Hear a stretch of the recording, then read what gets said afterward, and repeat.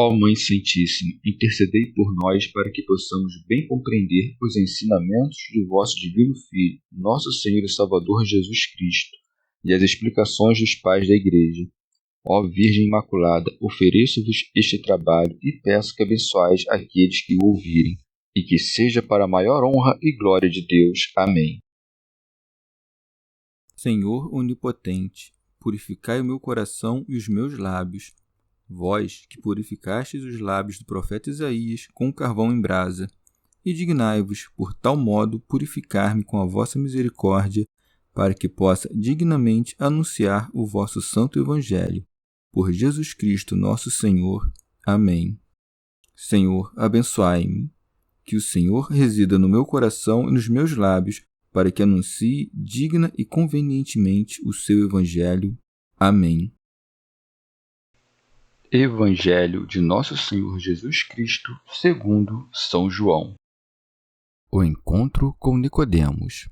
Disse Jesus a Nicodemos: Como Moisés levantou a serpente no deserto, assim é necessário que seja levantado o Filho do Homem, a fim de que todo aquele que crer tenha nele vida eterna. Pois Deus amou tanto o mundo que entregou o seu Filho único, para que todo o que nele crê não pereça, mas tenha vida eterna.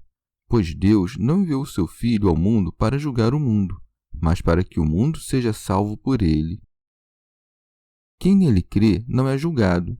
Quem não crê já está julgado, porque não creu no nome do Filho único de Deus. Este é o julgamento. A luz veio ao mundo, mas os homens preferiram as trevas à luz, porque suas obras eram más. Pois quem faz o mal odeia a luz e não vem para a luz, para que suas obras não sejam demonstradas como culpáveis. Mas quem pratica a verdade vem para a luz, para que se manifeste que suas obras são feitas em Deus. Comentários dos Pais da Igreja. São João Crisóstomo.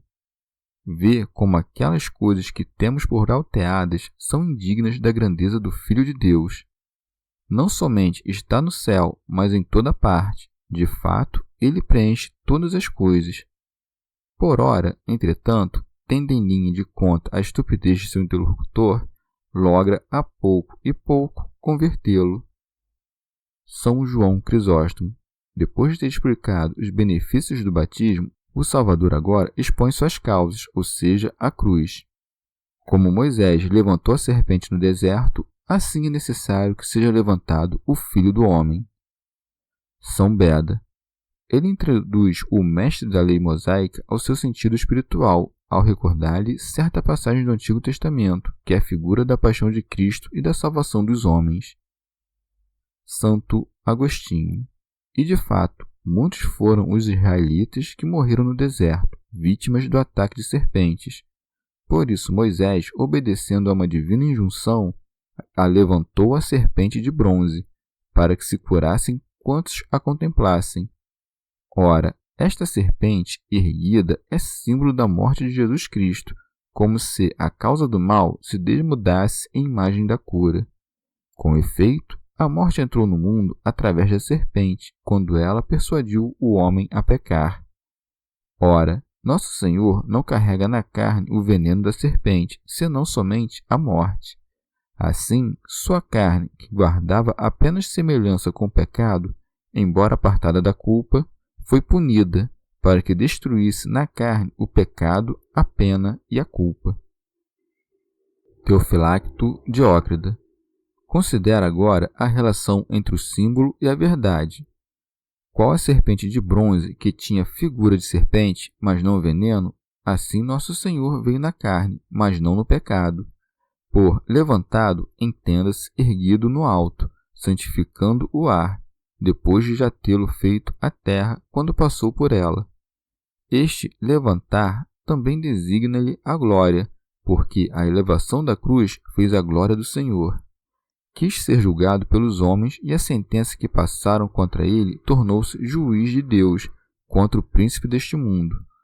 Ora, Adão tornou-se mortal por sentença justa, porque pecara, mas nosso Senhor, ao sofrer morte injusta, porque não pecara, triunfou daqueles que o mataram, libertando destarte o mesmo Adão da morte.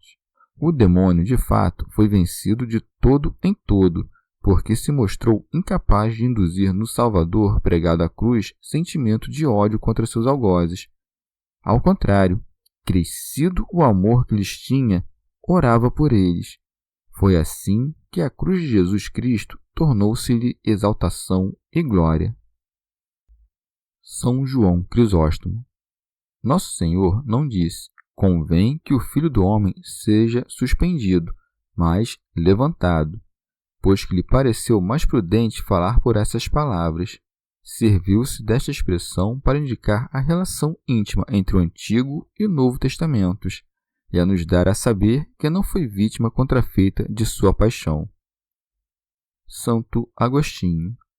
Assim como os homens de então achavam no contemplar a serpente levantada no deserto antídoto contra o veneno, assim aquele que, à força da fé e do batismo, conforma-se como em figura à morte de Jesus Cristo, esse liberta-se, por um lado, do pecado através da justificação e, por outro, da morte pela ressurreição, a fim de que todo aquele que crê tenha nele vida eterna.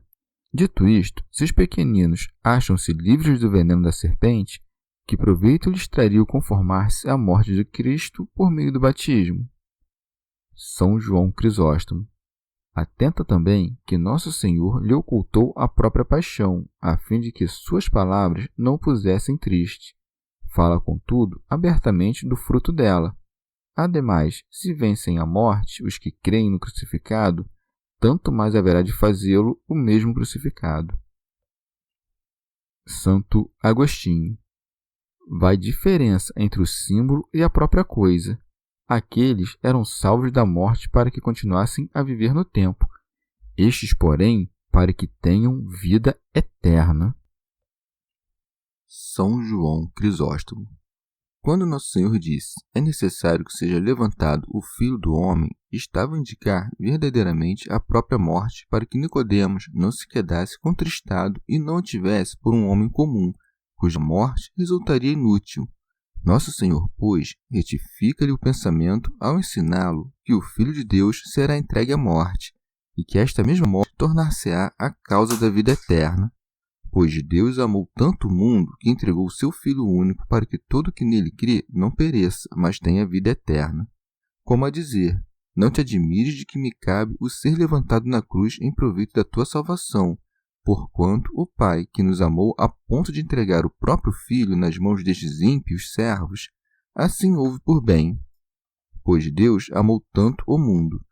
Não podia Nosso Senhor exprimir de maneira mais portentosa a grandeza desse amor, pois que estes dois extremos, a saber, Deus e o mundo, acham-se separados por infinita distância. Com efeito, aquele é imortal, aquele que não tem princípio, cuja grandeza é infinita. Esse foi quem amou os homens, formados a partir da terra e das cinzas, e tomados de incontáveis pecados. O que se segue exprime ainda mais fortemente esse mesmo amor. Com efeito, não entregou um servo, nem um anjo, tampouco um arcanjo, mas o próprio Filho. Tivesses vários filhos e decidisse sacrificar um deles, isso já seria prova de imenso amor, mas nos entregou o seu Filho único. Diz São João, portanto, seu Filho unigênito. Santo Hilário. Se para confirmar seu amor pelo mundo houvesse, ao contrário, entregado uma simples criatura, não daria esse insignificante sacrifício prova de alentado mérito. Grandes dádivas dão prova de dilatada caridade. Na grandeza do dom é que se divisa a grandeza da alma. Tendo Deus amado o mundo, não lhe deu um filho adotivo, senão o próprio Filho, único e verdadeiro, não um filho adotivo de criação, ou seja, um filho que não o é verdadeiramente. Que testemunho maior pode haver de amor e caridade que entregar para a salvação do mundo o próprio Filho unigênito? Teofilacto Diócrida. Parece-me, como disse Nosso Senhor mais acima, que o Filho do Homem desceu do céu, não porém a carne, e cuido que assim se exprimiu, porquanto, em virtude da unidade da pessoa de Jesus Cristo, atribui ao homem todas as propriedades da natureza divina. Do mesmo modo aqui, atribui ao Verbo de Deus as propriedades da natureza humana. Com efeito, o Filho de Deus permanece sempre impassível, como, porém, em virtude da união hipostática, o Filho de Deus e o homem que sofreu a morte não fazem senão uma pessoa. Disse que o Filho de Deus foi entregue à morte, pois que a sofreu verdadeiramente, não na própria natureza, mas na sua carne. Dessa dádiva, que ultrapassa o alcance da mente humana, decorrem grandes vantagens para nós, para que todo o que nele crê não pereça, mas tenha vida eterna. De fato, o Antigo Testamento prometia aos observantes da lei longos dias sobre a terra. O Evangelho promete uma inextinguível vida eterna. Santo Agostinho. É para notar com efeito que Nosso Senhor assina ao Filho unigênito de Deus a mesma virtude que outrora assinou ao Filho do Homem levantado na cruz, para que todo o que nele crê não pereça, mas tenha vida eterna. Porque nosso Criador e Redentor, o Filho de Deus, que existe desde antes de todos os séculos, fez-se homem no fim do século. Criou-nos à força de sua potência divina para que gozássemos a beatitude de uma vida imperecível e, servindo-se da combalida natureza humana, restaurou-nos a vida que perdêramos. Alcuino. Verdadeiramente, pelo Filho de Deus, o mundo obterá vida. De fato, ele não veio ao mundo senão para salvá-lo, pelo que segue. Pois Deus não enviou o seu Filho ao mundo para julgar o mundo, mas para que o mundo seja salvo por ele. Santo Agostinho. Por que haveria de se chamar a si mesmo Salvador do mundo, senão porque deveras salva o mundo? O médico, no que está a seu alcance, age com vistas a salvar o enfermo. Se a este, porém, não lhe apetece seguir as prescrições daquele, ou se delas se desfaz, não logra senão destruir a si próprio. São João Crisóstomo. Numerosas almas há que, preguiçosas e fracas, com o fito de a não mais transgredirem e de se entregarem à sua muito profunda indiferença, abusam da misericórdia de Deus e se firmam nessas palavras do Salvador a declarar que não há geena, que não há punição e que o Senhor perdoa-nos a nós todos os pecados. É prudente lembrar, contudo, que há 2 adventos do nosso Senhor, o primeiro, que já se cumpriu, e o segundo, que haverá de suceder mais tarde. Naquele, ele veio não a julgar, mas a perdoar-nos os pecados. Neste, inversamente, virá não para perdoar, mas para julgar. Referindo-se à primeira vinda, asseverou-nos que não veio para julgar o mundo, porque compassivo não julga, senão que nos perdoa os pecados, primeiro no batismo, em seguida na penitência. Procedera de modo diverso, todos os homens, sem exceção, haveriam perecido, porquanto todos pecaram e estão privados da graça de Deus. E não se fiassem, estivessem autorizados a pecar impunemente, fala dos castigos reservados aos incréus. Já está julgado. E mais acima, quem nele crê não é julgado. Falava do que crê, não do que inquire. E quanto àqueles cuja vida é impura? São Paulo nos diz que esses tais não se podem contar entre os fiéis. Confessam que conhecem a Deus, mas negam-no com as obras. Com isto, quis o apóstolo dizer que não serão julgados quanto à fé, senão punidos severamente pelos crimes que cometerem, não pelo crime da infidelidade, porque disto não são de fato culpados. Alcuino. Ou ainda, aquele que nele crê e a ele adere como a membro obedece à cabeça, esse não será julgado. Santo Agostinho. E daquele que não crê e guarda o julgamento, que esperavas que nosso Senhor dissesse? Vê aqui, quem não crê já está julgado. O julgamento, com efeito, ainda não foi tornado público, mas já foi passado, porque o Senhor conhece tanto os seus, que serão coroados, quanto aos que serão entregues às chamas eternas. São João Crisóstomo. E tal diz porque a incredulidade já é, ela mesma, punição para a alma impenitente. Que suplício maior, com efeito, pode haver do que ser lançado fora da região luminosa? Ou Nosso Senhor está simplesmente prevendo o que há de suceder.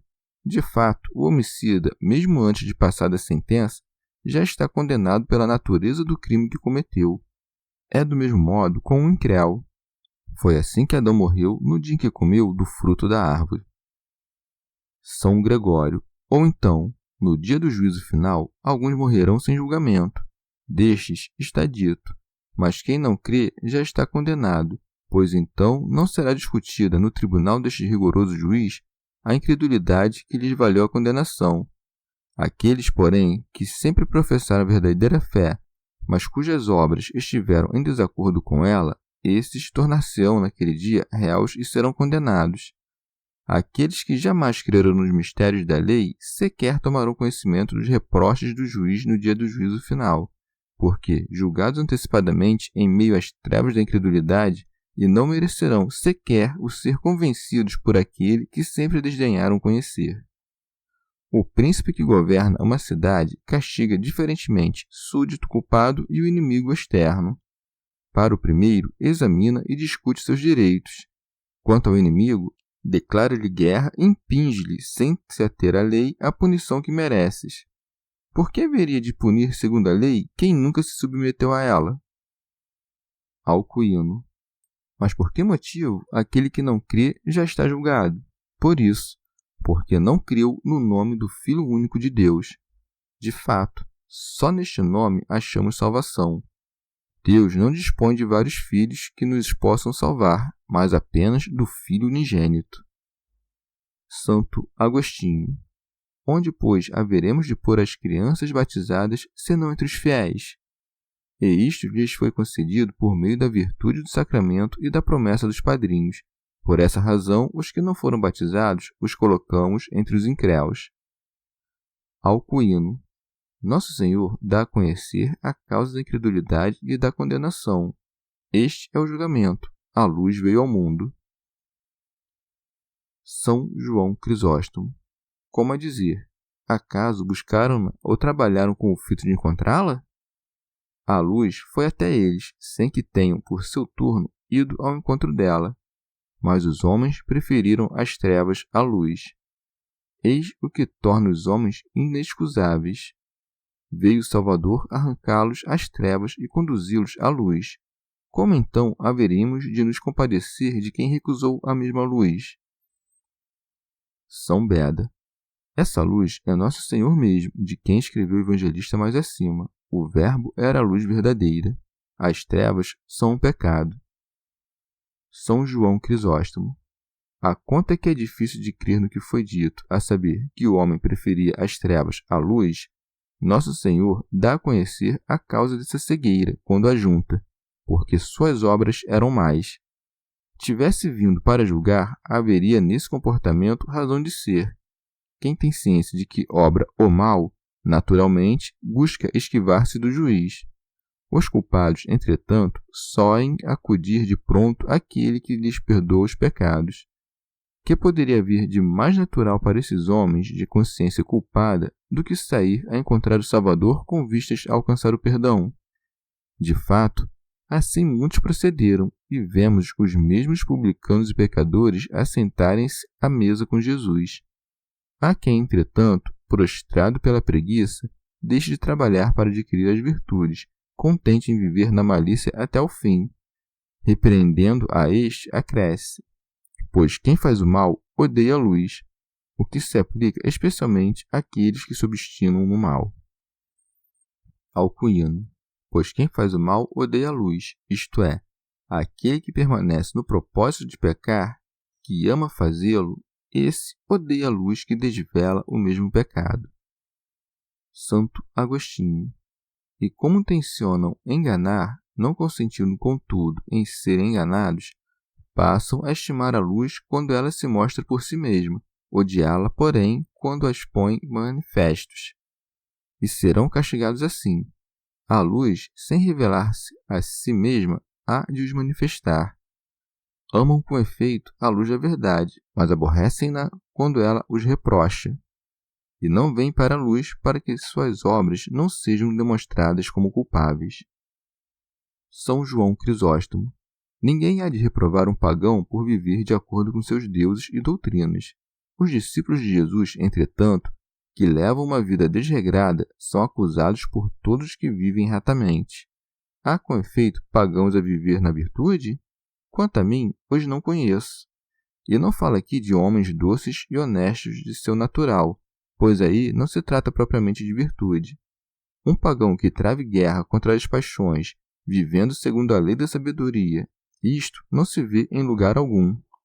Se o anúncio do reino, o temor do inferno e ainda tantos outros elementos escassamente preservam os homens na virtude, como poderiam aqueles desprovidos destas convicções por gosto buscá-la? E se alguns aparentam virtude, é por amor da glória.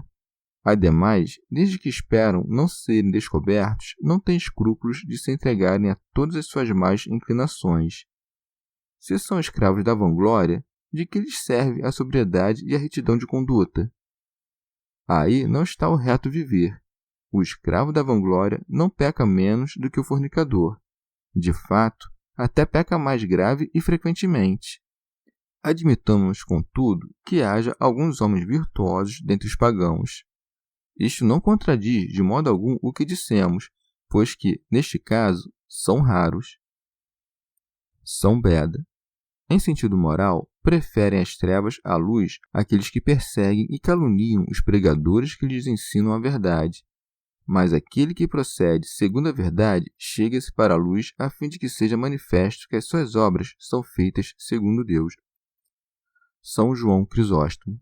Não fala aqui Nosso Senhor dos que foram cristãos desde o começo, mas unicamente daqueles que, entre os judeus e gentios, aprestavam-se a abraçar a verdadeira fé. Está Nosso Senhor a mostrar que ninguém põe de parte uma falsa religião com o fito de se acolher à fé se antes não se resolver a viver retamente. Santo Agostinho. Se, contudo, Deus tem por mais todas as obras dos homens, como alguns deles lograram obedecer à verdade e achegaram-se à luz, isto é, a Jesus Cristo. O Salvador havia dito que os homens amaram mais as trevas que a luz. Se muitos amaram os próprios pecados, muitos os confessaram. Ora, Deus acusa os teus pecados. Se com efeito acusa-os também, nisto faz-te um com ele. Importa que aborreças tuas más obras e ames em ti a graça de Deus. O princípio das boas obras é confessar as más. Assim, tu te pões na verdade a qual não te lisonjeia nem te dá por escusado. Aproxima-te destar-te da luz, pois jamais teus pecados haveriam de te desagradar se Deus não os pusesse a lume e em verdade te mostrasse. Que se achegue à verdade por meio da confissão e alcancem a luz pelas boas obras, mesmo aqueles que pecaram apenas por palavras ou pensamento, ou se excederam no que é lícito, pois que os pecados menores, se deixados a acumular, resultam na morte. Pequenas são as gotas de água do rio, pequenos também os grãos de areia, e, contudo, se estes, em grande quantidade, pesarem sobre nós, esmagam-nos. A água do mar, a entrar no navio, pouco a pouco, a menos que seja escoada, termina por afundá-lo. E em que consiste este escoar, senão na prática das boas obras, na penitência, no jejum, na esmola e no perdão? Não sejamos esmagados pelo peso insuportável de nossas faltas. Chegamos ao fim de mais um dia de comentários da Catena Áurea. Muito obrigado por ficarem até aqui, que Nossa Senhora derrame suas graças sobre nós e até amanhã.